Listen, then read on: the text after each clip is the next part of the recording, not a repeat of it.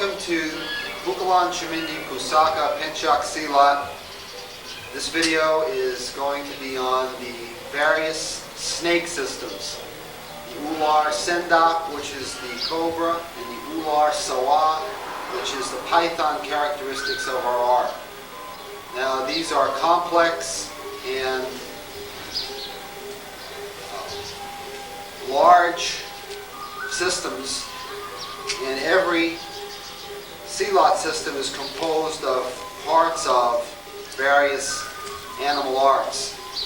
This is not the intention of this video to give you the complete Ular Sendak or Ular Sawa repertoire, but rather a guideline, an overview of how it looks, how it moves, what it's supposed to be, so that you can incorporate it into your practice and understand that portion of the art better.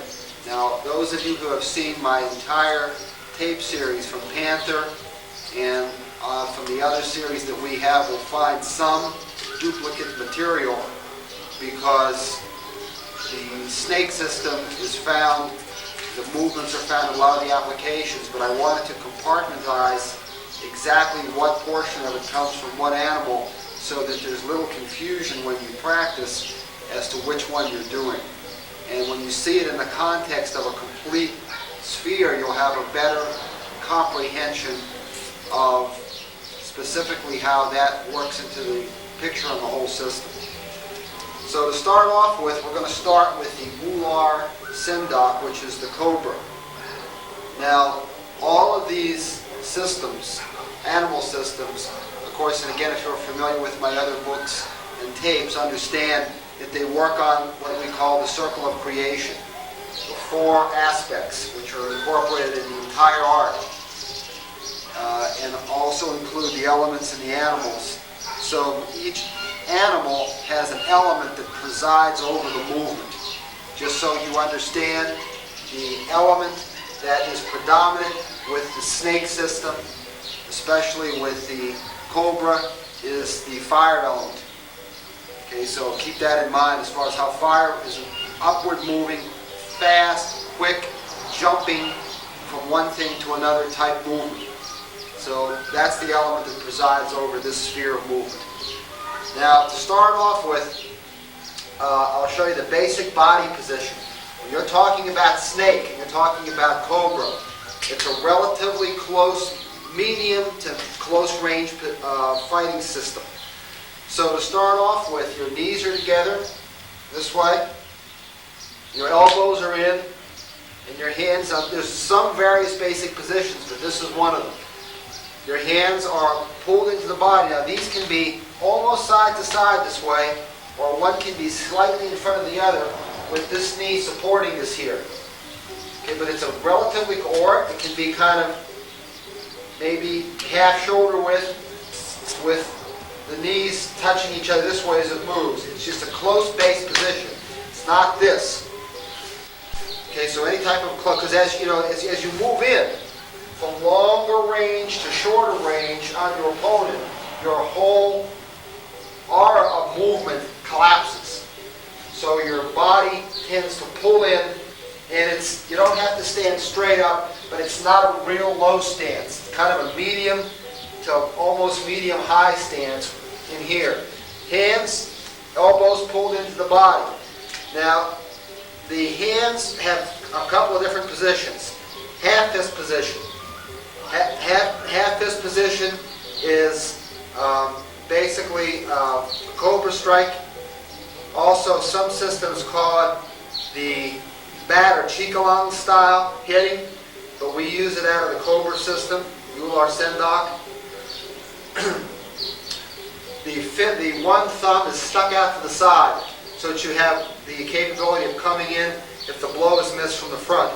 So we're going to discuss that particular hand position first. One hand is held back slightly, one hand is held in front, and they normally work in a weaving style pattern. Now think of a snake.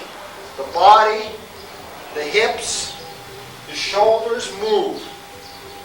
Now, this doesn't have to work in a figure eight, but it's convenient to do so. And the eight is laid down in front of you. So if the hands cross in the middle, Now, for the sake of clarity, I'm going to keep this on constant speed here, although as you can see, I started to do some off-timing, which is more really how it should move.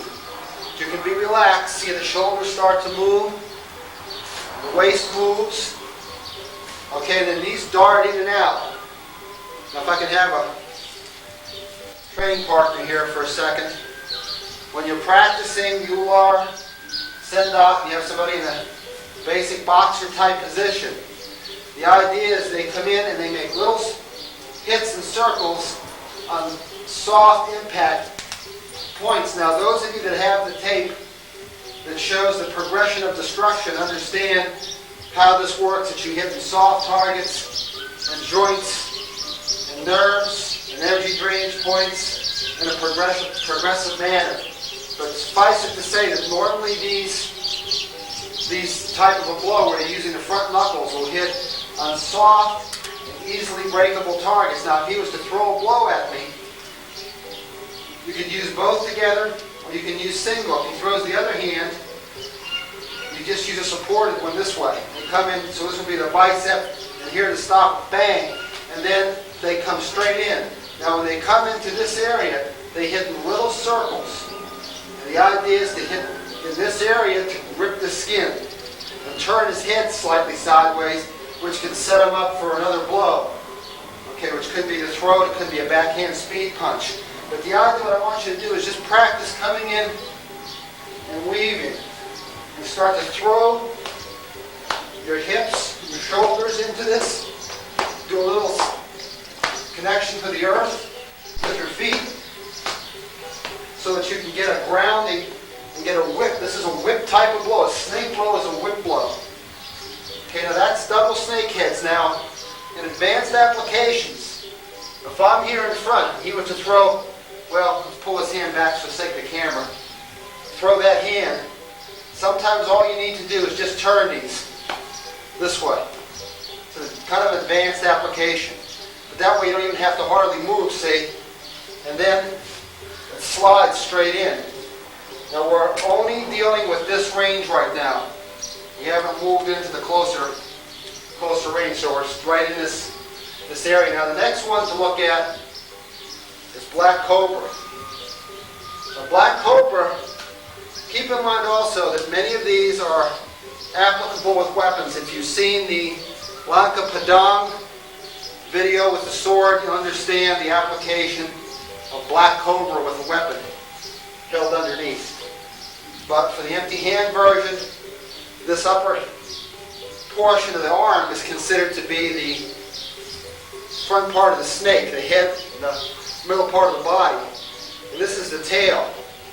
Now in addition to these type of strikes with the head of the snake also strikes, and Shimandi strikes a lot with the forearm section.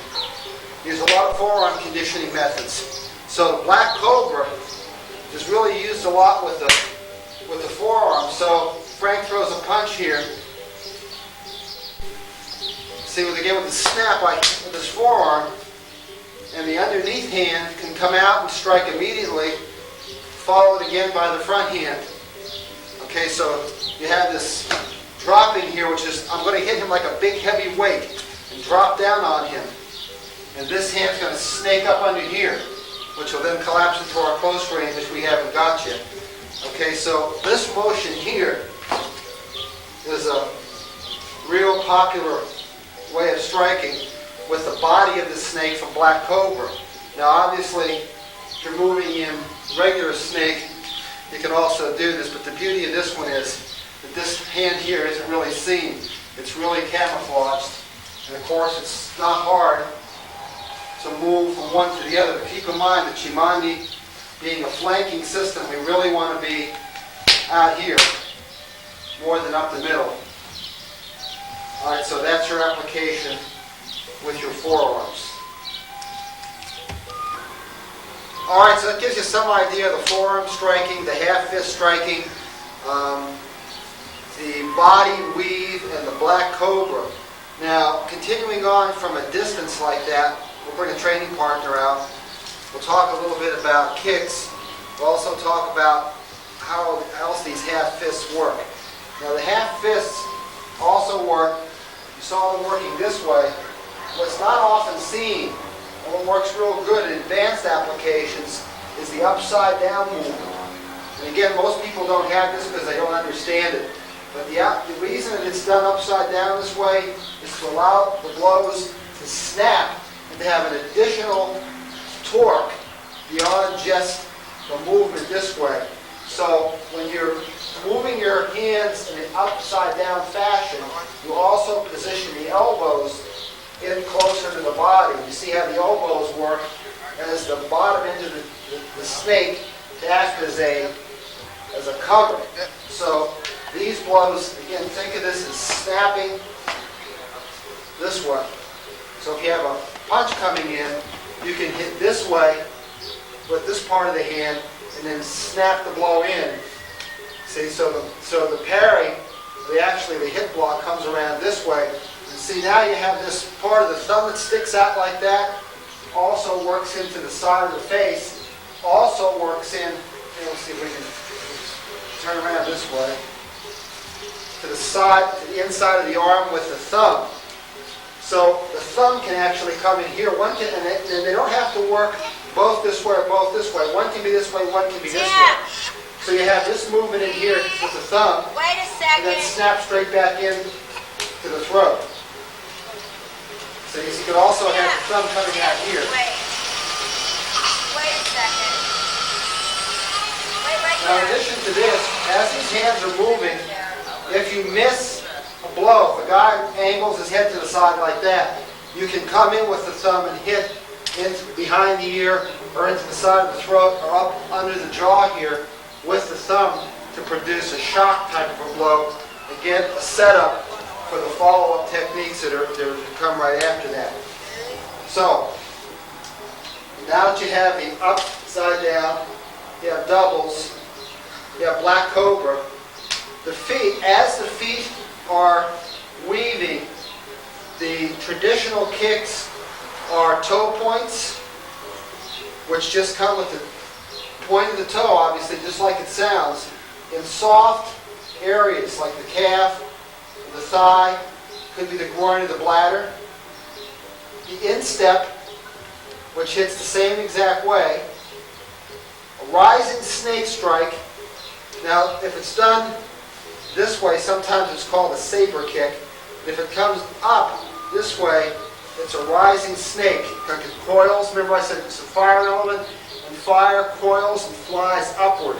So the blow comes up. Now as it comes up and hits on the way down, it turns into a more destructive blow because you want this to be a shock type blow.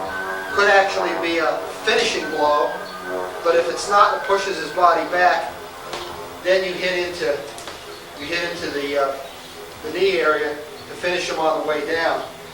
So also you have a very sneaky blow, which is a blow at the ball of the foot, right where the instep meets the top of the foot. And it can be done just as a snap kick type manner, or it can be done, all these can be done in what we call, what you may have seen, slippery foot moves, which belongs to the snake system. The back leg's drawn in, and the front foot is rocketed forward into the foot. Now that can be done with any of these blows. It can be done with the toe points. It can be done with the saber. It can be done with the rising snake strike. All right, so that's your snake system at a medium, what we call medium distance. Now as you start to come in a little closer, now again remember, as you weave your body, all kinds of things happen. Elbows come in from your elbow shield. We have this motion, which is weaving nature, comes from the snake. See, there's a good example of that snake head moving from an inverted position to a striking position. So, as you come in, and you come in from toe point, slippery foot moves, then elbows and knees. So as we come in closer, the body weaves in this manner. Weave turns. Now, it's like I'm holding a ball here, and I'm coming around this way, this way. Now here I'm using the same knee and elbow, but I can also cross them for like a sandwich type effect this way, which I kind of prefer, but in the heat of battle, sometimes whatever works, you just do it. Because remember, you're going to be operating kind of spontaneously. Now also in close here, with this weaving, you have to have other body targets, or actually weapons, in mind. So if Craig throws a punch at me here, see, this is a shoulder break, hips, top of my shoulder. So as I weave in here, whatever I happen to be able to use to hit him with is what I'm going to do when I'm using this weavy snake type of a manner. Now we call these hard blocks because we're using bones against flesh and against bones, not this way like a karate hard block, but spearing. These are called elbow spears. We're spearing it right on something. So if he throws a kick at me in the same manner, see, if I'm low enough, I can use now. Normally with the snake, from here up, I'm using elbows, and then my blocks down below are using all these same kicks that I showed you about, except that I'm using them to stop the kick. So if Craig has a round kick coming around this way, then I would chop in here this way.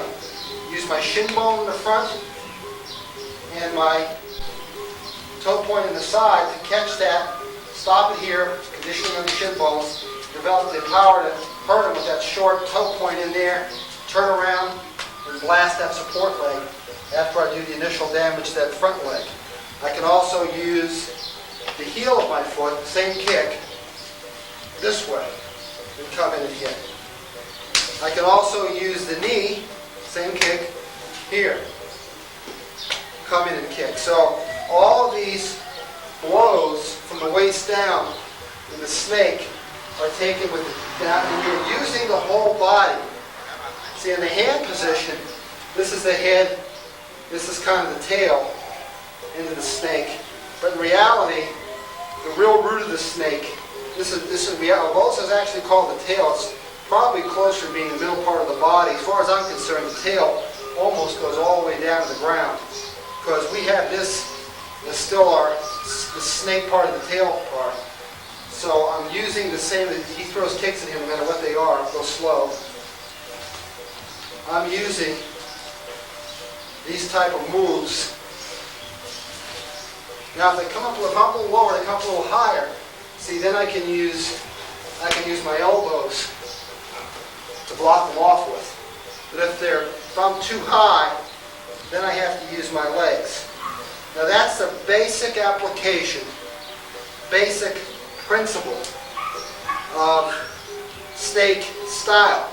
From that we also get what you may have known as poison hand or whip type hitting, which comes from working its way up the body with various collapsing blows this way.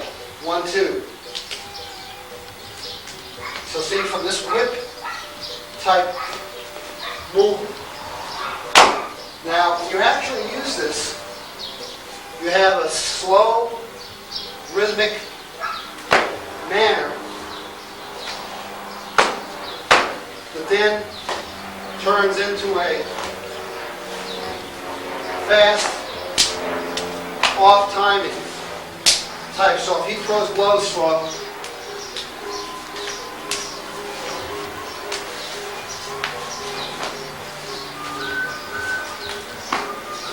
so you see they come slow and they come very fast and quick. That's the actual true way that the Ular Sendok moves. So now the next thing we need to talk about is Python. Now Python Ular Sawa is a little different in that instead of just hitting, we're going to try to mobilize by wrapping and then break. Now, the idea of Ular Sawa is to stop the movement of the upper and the lower part of the body. So, a concept again, if he throws that same hand, you can actually start with Sendak, the cobra. And then wrap. See, now I've mobilized this part. And now here we come in to a breaking mode here, or an extended, where the snake is actually uncoiling here. So I'm hitting here, this comes around, and then here comes the actual break. Okay, as you can see, we have multiple, to take the pressure off here, multiple concepts of a break here. Let's see what's going to happen to him if I lean back with this. Now he's going to go. Okay, and if I took this pressure, didn't take this pressure off, I would have broken his arm right here. That's one concept of the Ular Sawa. You've seen other ones. For instance, he throws a punch here. You've seen this one.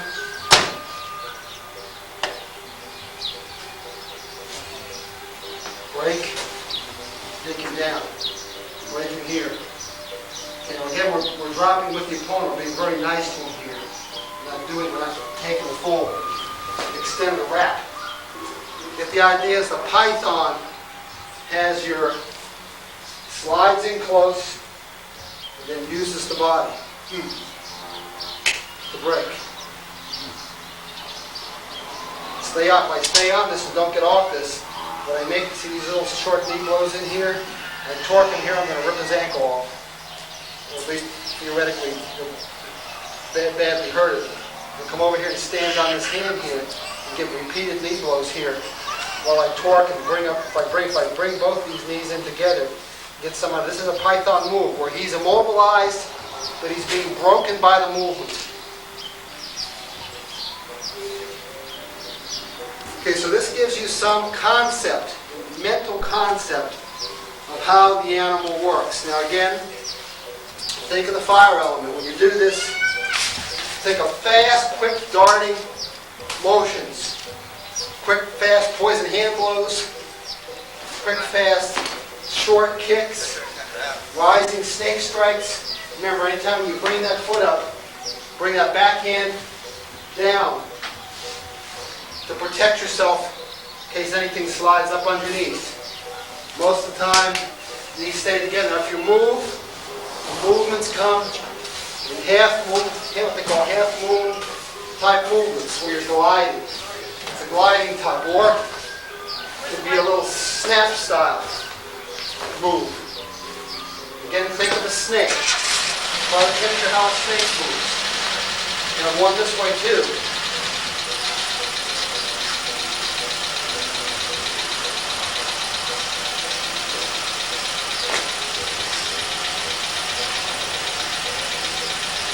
Now, the next thing we want to talk about is there's a couple of other strikes not too often seen.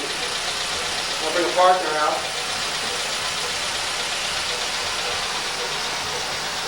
So again, here we have this half fist. When you're talking about sawa or python, a lot of it's like this. He throws that hand over there.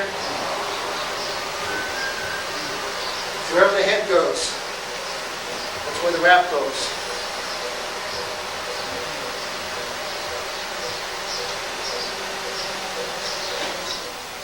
Now, one other one we have looks like this. This is also a snake. Kind of comes from the python. So if he throws here, and I'm using sawa. Now, sawa, when it hits, can also break this way. Can also strike like this. So the strike or double strikes come into the throat, here, side, under here, or up under here. It's actually a grab hit.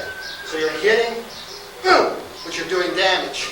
And then normally you collapse right into the elbow and knee. That can be done with the arms too. So if he throws a punch over here, grab here. Squeeze right where the bicep meets the tricep. And then right into elbows and knees. It does a lot of moving up, so the snake strike can hit high, can hit low, especially a python can hit under here this way, like this, and then come straight up here and come into control. Wherever the head goes is where the body goes. So if you think of head control, he throws a punch here somehow. Wherever this head goes is where the body goes. So if he throws the other hand,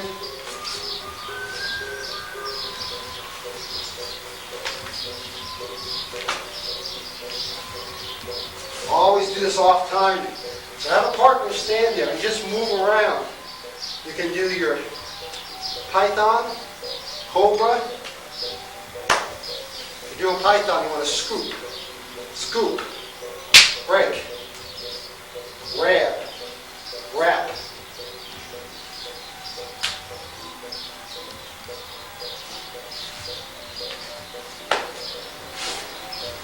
And give you some idea of the python leaping.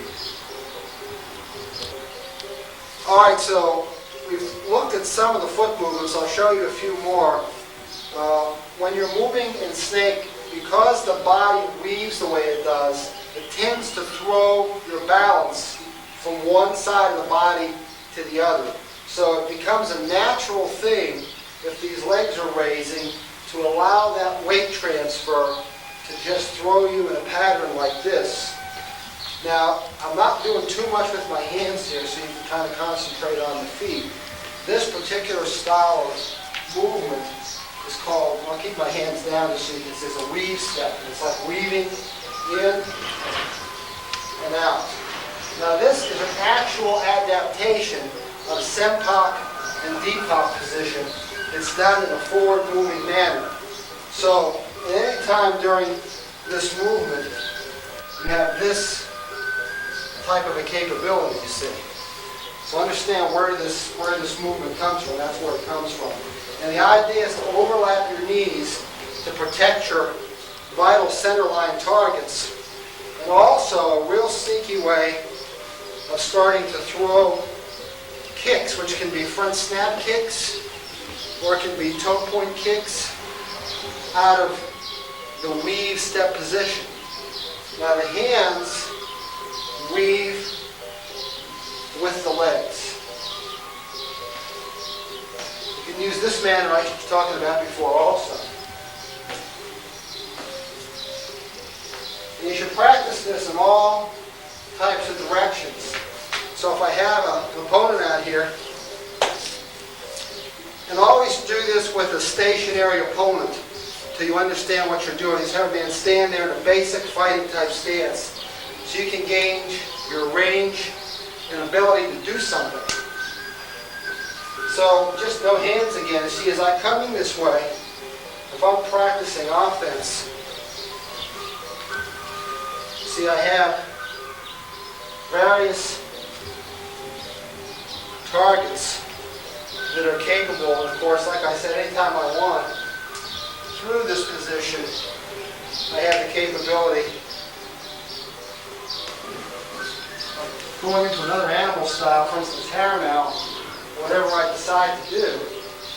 But these kicks are very sneaky kicks. You can also, from this position, utilize a back kick. Of course, you can see how all the different kicks start to come out of it. Now, if he throws a blow at me with a kick, say, when I'm moving this way, see, they come around, deflect, and head back in towards the support. Now, normally that method is done as an entrance. These are entrances, snake entrances or ular entrances, from a medium distance. However, sometimes in the heat of battle, somewhere maybe where you get to about the range of a kick, if you speed the thing up and shorten it up, compact it, it comes in what they call a shear step. So it's exactly the same move, except instead of making a large move, we're making a small move this way. It's done increasingly faster and faster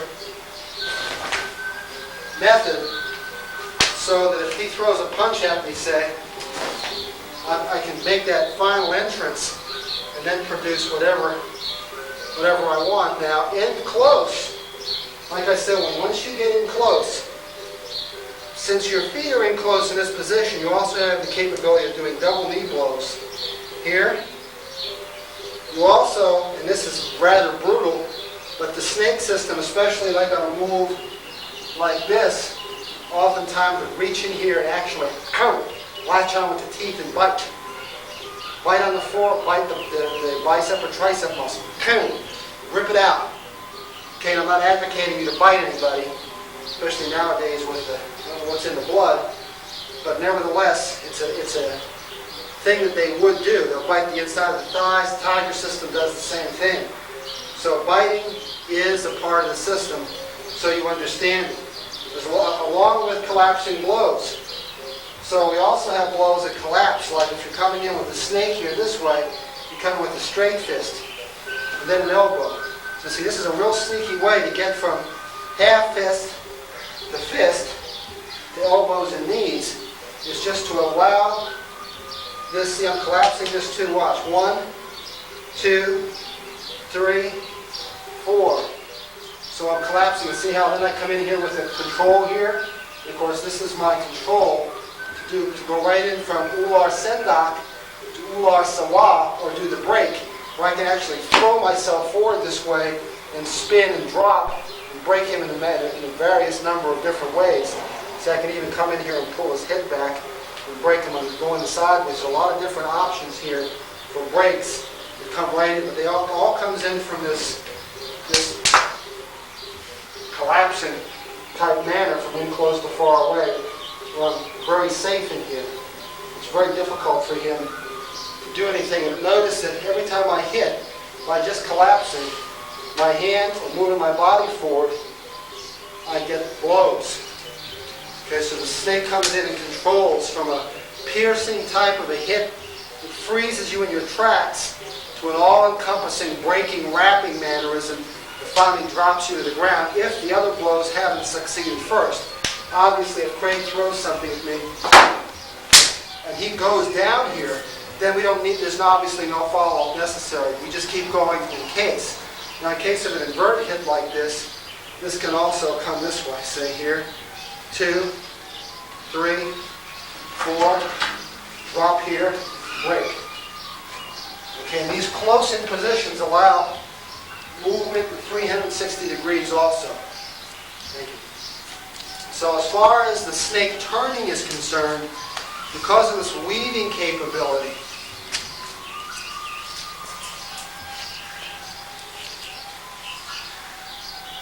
so you turn, look under here, this comes down, and you turn. So remember, just like in all the other systems that we have, the idea is indirect vision, and you want to keep your eyes real wide. Anytime you're getting in close to an opponent, and you're in this very close range, matter of a split second, and you can be struck down.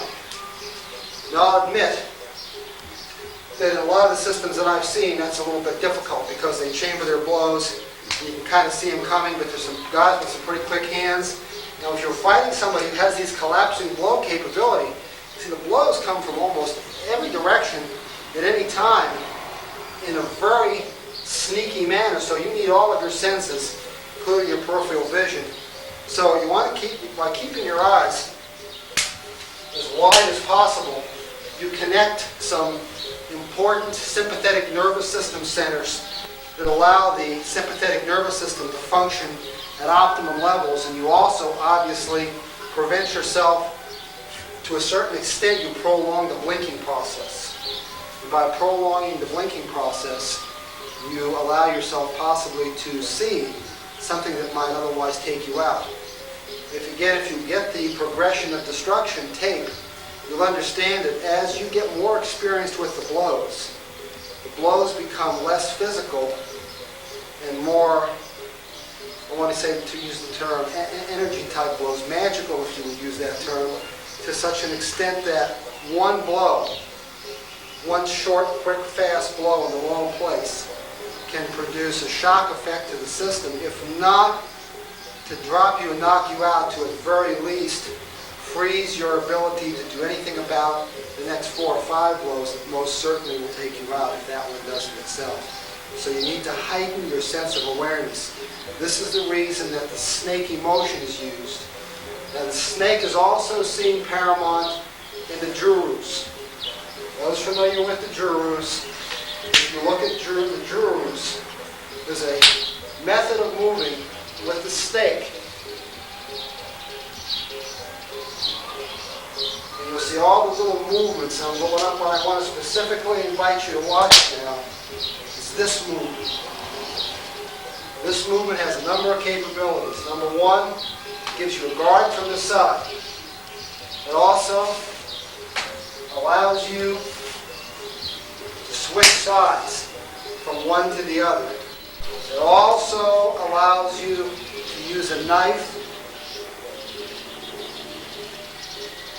Remember, the Juru is an empty hand application that also works with a weapon. So if I'm using this motion that I have here, see this cut that I have across the center? It's this movement here. So that's from the snake system. The snake system also adds, those of you who watch me do the Jurus, and I've talked about this before, will see a lot of extra little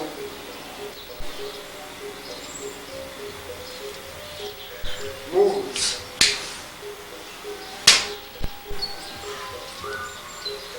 These movements are all weaving body motions that come from the snake.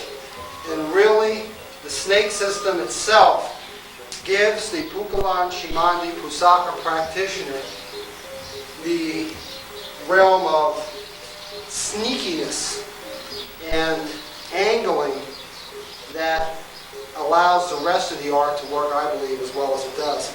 And although no one animal or one element takes precedence over any of the others, the fire element, from its rising, fast, quick, and empowering mannerism, allows you to feel brave.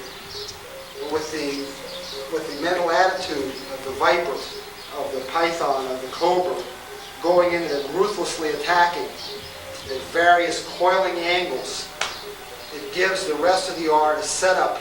That snake blow, that strike, kind of freezes the opponent for all the other animals' positions to take over. The coiling, again, anytime you lean back and coil, snake is coiling. Coiling of the Sempak and Deepak. Snake. And of course, the snake drops quickly into the harem now. But it took the snake to get you there. Okay, so all of these animals work in conjunction with each other. But once you understand the movement of the snake, it becomes very possible for you to incorporate the other animals in a fighting application. All right, a few other things to keep in mind. Snake also uses its own body as one coil propels another coil forwards. You also have the capability of allowing the body to propel arms and blows forward. You have to be careful with this because you can hyperextend your own joints if you're not careful, especially if you're not used to stopping everything as you should before the arm gets fully extended or the leg becomes fully extended.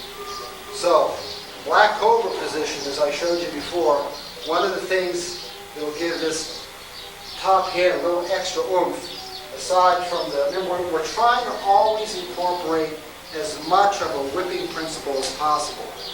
So, I mean, I'll take time and I'll just go with my heel, and then I'll try to feel the force come up through my knee and into my hip socket and into my back, and I'll try to make my back feel as flexible as I can, like a whip. And then I'll bring it up through my shoulder, and then I'll throw it out through my arm and try to see this fulcrum on my elbow work. And then I'll try to bring it into my hand, and I'll try to see how my wrist can add a little bit, maybe a fraction of an ounce or a pound of pressure. And then I'll even get to the point where I'm trying to use the joints in my hand to collapse or give an extra little bit of power.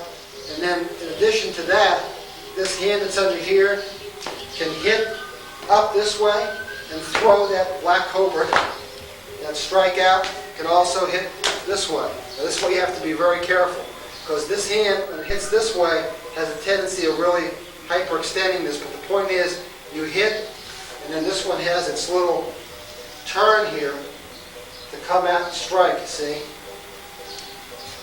So this is a little extra added advanced technique to give you some extra whip to that. Now in addition to that, you can also use this method to hit your knee and give yourself a little extra whip on that blow.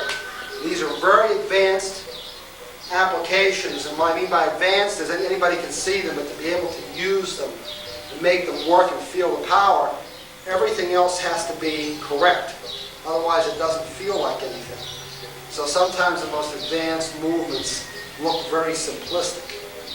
And again, what I mean by advanced is you might not appreciate how effective they are until everything else is working. And then when you feel like you can't get an extra ounce out of anything and your body is working like an well-oiled machine, and you add in to go, wow, I've got something extra I didn't have before, you appreciate the technique for what it really is. So this and this is something else that you can play with out of the snake system. Now because the snake is as fast as it is and as sneaky as it is, you're sometimes, if you're fighting another snake practitioner, you're faced with a barrage of in-close, fast, flying snakehead blows, or what's also termed poison hand blows, which also comes from the snake. If I can have a training partner out here, I'll give you an idea what I mean. And again, from the other tapes, you've seen what we call poison hand striking, which is quick, fast, short. Again, the low version would be what we talked about on the hand here. Higher version up towards the head would be same type of thing. And the very most advanced version is when you have the various aspects without almost moving the body from the target zone. Snake, incidentally, also hits kind of an advanced blow with the bone, the large bone in the inside wrist. So it can hit this way too. So boom. Now, if you're getting all these fast blows up towards your head, it's hard to stop them for a second when you need to. So what you want to do is to get a quick, fast defense against it that works very quickly and allows you a moment to get out. And how that works, I'll show you the movement first. There's a number of different ways to do it. And from this weaving, one is this way. One is this way. This is a poison hand shield, so to speak. So if Frank is throwing some quick blows up at my face and I come in this way, I lock them off fast enough to allow me to come in and angle out and apply my counters. Okay, so slowly it goes boom, boom, boom, boom, or whatever to get me out. Or it can also be, it can be this way, or it can be this way. You can play with both. This way gives you the advantage of keeping the elbows in here. Now from this comes a striking manner from this poison hand shield. It uses double ular, sendok, or double cobra head strikes the hands are placed together just like this. So now you have a double wide snake head and a real, think of the body's like thickening double here. I like to think of it as one big snake instead of two that came together. It makes it more unified. And from here, if I get any blows in towards my lower body, like punches or whatever, then the elbows are come down and they just spear. And see my hands just shoot right back up here. Now to block off, he throws a punch at my head. I hit with the side here, this wrist bone, and the thumbs this way. In close, if he has one comes that way, then I come in, then see these turn. And they hit, or they can come straight in and straight down into a spear manner, and then evolve into breaks, or the sawa, or whatever I want it to be. Okay, so now if it comes straight at the top of my head, then I go off to the side. Okay, and come straight up this way, and then straight in. Okay, and here we go again with Ular Sendak right to Ular Sawa. So you have in close, so you can practice just standing here. Say if I'm just, he throws a punch at me and I go one, and he throws one over there, two, and he throws one at my stomach. Oh, I can do that one, and one at my stomach, down that way. And you can practice with those. But be careful, especially with this one and the one up here, because they hurt your attacker a lot, especially the bone, hard bony ones. So have them throw the blows easy. And be careful with these snaps in here, because these snaps are violent. Now, if the guy moves his body in past you somehow, again, you can always hit with the forearm bone, which is a favorite blow. And if I miss here and I hit here, then this elbow comes up. See, then we're right down in the same thing where we're going to go right into sawa if I have to. And incidentally, even though I'm moving in this manner here, these legs are still working. Okay, so I might do a sendak here, and then move in for a sawa where I drop and break his neck. I'm still controlling this foot here. So these are the methods of having someone just stand there while you move around and determine how, and then have him start to throw some punches at you slow. You can come into this, and then this, and this, and then this, and this. See, so you can float from one to the other. All right, one of the other devastating blows in the system comes from this weaving of the hands, like I showed you before, this type of a movement. And it's a movement where the snake is rising this way. So if I can have an opponent out here. Now this is one thing where the elements kind of cross, and the snake, like I said, bridges the gap between the fire and the water element. But it works real well because remember, fire goes up and water goes down and then seeks its own level. So if you keep in mind which elements sort of make sense with which blows, and then you line them up with the animals on the quadrants in the circle of creation, it'll make more sense to you. So one thing that you can do is if he's punching here, snake rises, and then he punches with the other hand, snake rises, the fire element rises. Now from here, see, I can come in to deliver an elbow blow here, but then all of a sudden the snake is its upward peak of coiledness, all of a sudden uses the water element to seek its own level and comes down. And this is the waterfall punch of Kukulan Shimandi Kusaka. So we have one punch over there, 2, 3, down. So it's this type of a movement. And this blow here comes from behind the head, can also be used on arms. It doesn't have to just be used on the body. So as I'm moving in, if he throws that punch and then he throws that punch, see, I can come down with that and then come right back in. And now I'm right back into these arm breaking techniques again. Incidentally, these arm breaking techniques do work from the inside too. So if I have a movement like this, I can come around standing on that foot. Of course, right here I can break this arm.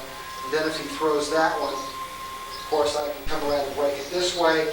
Or I can do the same practice from this side And these are inside brakes. So I have an inside brake,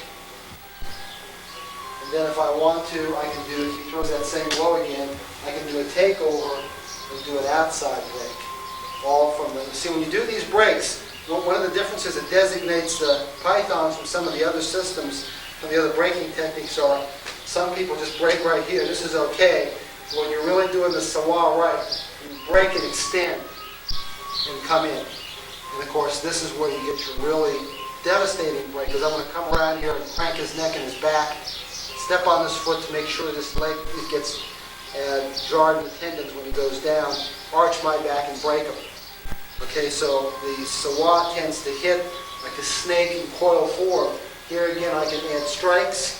I can add a Python. And see, these are interchangeable. From the Python, I can go to a Cobra strike here, and then come right back into a Python mannerisms again. I can drop straight down in a Sempak and Deepak position and crush them as I drive them into the ground. So these are all things that during your practice you should work on. But you have to do, especially these braking techniques, you have to do these very slowly. As far as the feet are concerned, Python has some intertwining movements with that also. So if I'm in a low stance and he throws a kick in here somehow, say, boom.